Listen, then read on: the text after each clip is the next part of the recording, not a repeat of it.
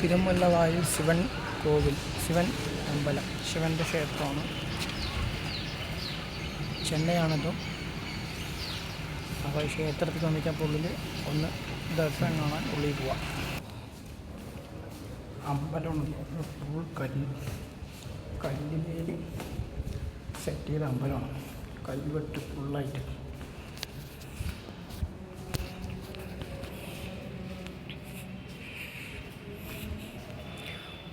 കല്ല് ഗോപുരമാണ്.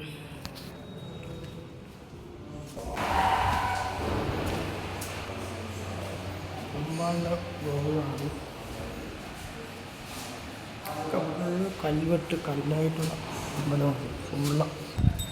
ഇതാണ് കൊടിമരം. ശിവൻ്റെ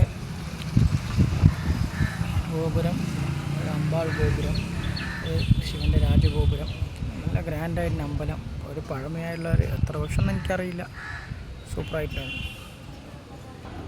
ഇവിടുത്തെ നന്ദി എന്താണെന്നറിയില്ല, പക്ഷേ ശിവനെ നോക്കിയിട്ടല്ല, ഇപ്പുറത്തേക്ക് നോക്കിയിട്ടാണ്. എന്താണെന്നറിയില്ല അതുമാത്രം എനിക്ക് എന്താണെന്നറിയില്ല. അതിൻ്റെ എന്താ ഐതിഹ്യം എന്ന് എനിക്കറിയില്ല.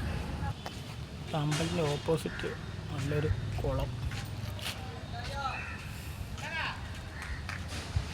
കറക്റ്റായിട്ട് പറയാനറിയില്ല. അപ്പോൾ ഈ നന്ദി വന്ന് എന്താണെന്നറിയില്ല, ശിവനെ നോക്കിയിട്ടല്ല, അപ്പോൾ ഓപ്പോസിറ്റ് നോക്കിയിട്ടുള്ളത്. അപ്പോൾ അത് കാരണം ഞാൻ ചോദിച്ചു.